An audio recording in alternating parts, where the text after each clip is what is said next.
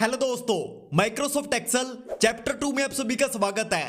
आज की इस वीडियो में हम सीखेंगे डेटा एंट्री कैसे की जाती है, फॉर्मेटिंग कैसे की जाती है और एक्सेल में फॉर्मूलाज का यूज कैसे किया जाता है। तो चलिए वीडियो को शुरू करते हैं। दोस्तों, जब हम एक्सेल का यूज करते हैं तो हमारे सामने मल्टीपल प्रॉब्लम्स आती हैं। जैसे यहां पर मैं ए कॉलम के अंदर नेम टाइप करता हूं और बी कॉलम के अंदर रॉबिन कंबोजो टाइप करता हूं। तो यहां पर जो हमने बी कॉलम के अंदर नेम टाइप की है, इसकी लेंथ बहुत ज्यादा है, जिसके कारण हमारा नाम सी कॉलम के अंदर भी जा चुका है। लेकिन हम चाहते हैं कि हमारा नाम सिर्फ बी कॉलम के अंदर रहे। तो इसके लिए हम बी और सी कॉलम के बिल्कुल सेंटर में कर्सर को लेकर आएंगे। तो यहां पर हमें एक मार्कर दिखाई दे रहा है, तो यहां पर हम लेफ्ट क्लिक करेंगे और इसे इस तरीके से ड्रैग करेंगे, जिससे हम इसे एडजस्ट कर सकते हैं। आपको सिंपल सा बी और सी कॉलम के बिल्कुल सेंटर में कर्सर को लेकर आना है। इसके बाद लेफ्ट क्लिक करना है और इसे इस तरीके से ड्रैग करना है, जिससे हम इसकी लेंथ को एडजस्ट कर सकते हैं। इसे करने का एक और आसान तरीका है, हम कर्सर को बी और सी कॉलम के बिल्कुल सेंटर में लेकर आएंगे और यहां पर डबल क्लिक करेंगे, जिससे ये अपने आप एडजस्ट हो जाएगा। अब हमारे पास मल्टीपल डेटा है और हमें इन सारे कॉलम्स का साइज एडजस्ट करना है। जैसे एज के लिए हमें छोटे कॉलम की जरूरत होगी, कॉन्टैक्ट नंबर के लिए हमें बड़े कॉलम की जरूरत होगी। तो यहां पर हमारे पास दो ऑप्शन है, या तो हम एक एक कर इन सभी कॉलम्स को एडजस्ट कर सकते हैं, ड्रैग कर सकते हैं, या फिर हम इस तरीके से इन सारे कॉलम्स को सिलेक्ट करेंगे और फिर किसी भी दो कॉलम्स के सेंटर में जाकर डबल क्लिक करेंगे, जिससे इनका साइज अपने आप एडजस्ट हो जाएगा। एक बार फिर मैं आपको बता देता हूं, अगर आप मल्टीपल कॉलम्स को ड्रैग करना चाहते हैं तो आप एक कॉलम को सिलेक्ट करेंगे, लेफ्ट क्लिक करेंगे और माउस को इस तरीके से ड्रैग करेंगे, जिससे मल्टीपल कॉलम सिलेक्ट हो जाएंगे।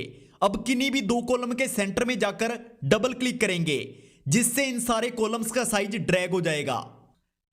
अब अगर मैं एक कॉलम के अंदर नंबर टाइप करना चाहता हूं, जैसे 1 2 3 4 5, तो मेरे पास दो ऑप्शन है, या तो मैं इस तरीके से एक एक कर नंबर टाइप करूं, या फिर मेरे पास दूसरा ऑप्शन है, यहां पर मैं इस कॉर्नर में दिए फाइल हैंडल पर क्लिक कर इसे इस तरीके से नीचे की तरफ ड्रैग करूं, जिससे सारे नंबर अपने आप प्रिंट हो जाएंगे।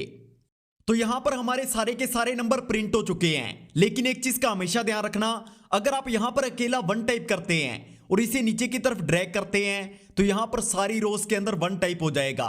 इसलिए आपको यहां पर 1 और 2 दोनों टाइप करना है। इसे करने का हमारे पास एक शॉर्टकट तरीका भी है। हम इस फाइल हैंडल को नीचे की तरफ ड्रैग करने की जगह अगर इसके ऊपर डबल क्लिक करेंगे तो भी हमारे सारे नंबर यहां पर प्रिंट हो जाएंगे।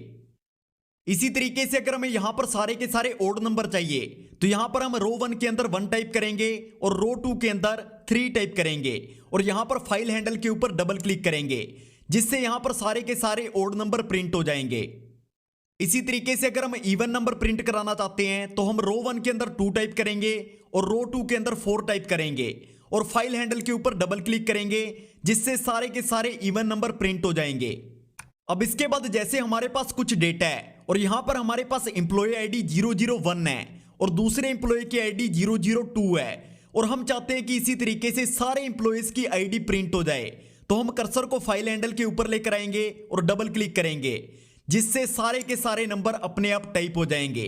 हमें बार बार यहां पर टाइप नहीं करना पड़ेगा। एम्प्लॉय आईडी 003, एम्प्लॉय आईडी 004, ये सारी अपने आप प्रिंट हो जाएंगी। अब इसके बाद जैसे मैं बी और सी कॉलम के बीच एक न्यू कॉलम ऐड करना चाहता हूं, क्योंकि कई बार हमें डेटा में दो कॉलम्स के बीच एक न्यू कॉलम ऐड करना पड़ता है, तो उसके लिए मैं सी कॉलम को सिलेक्ट करूंगा, क्योंकि सी कॉलम से पहले मुझे एक न्यू कॉलम चाहिए। तो मैं इसके ऊपर राइट क्लिक करूंगा, इंसर्ट के ऊपर क्लिक करूंगा, जिससे यहां पर न्यू कॉलम ऐड हो जाएगा। अब इसे डिलीट करने के लिए मैं सी कॉलम के ऊपर दोबारा राइट क्लिक करूंगा और यहां पर डिलीट पर क्लिक कर इसे यहां से डिलीट कर दूंगा। लेकिन एक्सेल के अंदर हम हर काम स्पीड से करने के लिए शॉर्टकट कीज का यूज करते हैं। तो यहां पर जैसे मैं फिर से सी कॉलम के पहले एक न्यू कॉलम ऐड करना चाहता हूं, तो उसके लिए मैं कंट्रोल शिफ्ट प्लस का यूज करूंगा, जिससे यहां पर न्यू कॉलम ऐड हो जाएगा। इसी तरीके से अगर मैं कंट्रोल माइनस का यूज करता हूं तो यहां से ये कॉलम डिलीट हो जाएगा।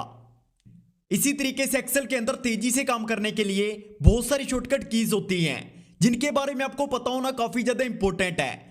अब इसके बाद जैसे मैं यहां पर एक सेल के बाद न्यू कॉलम या न्यू रो ऐड करना चाहता हूं, तो वो मैं कैसे कर सकता हूं।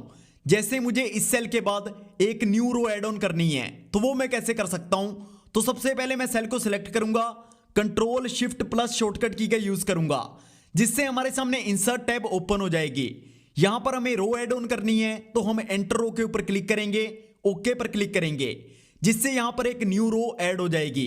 इसी तरीके से अगर हम एक न्यू कॉलम ऐड करना चाहते हैं तो हम फिर से कंट्रोल शिफ्ट प्लस शॉर्टकट की का यूज करेंगे, यहां पर एंटर कॉलम पर क्लिक करेंगे, ओके पर क्लिक करेंगे, जिससे यहां पर एक न्यू कॉलम ऐड हो जाएगा।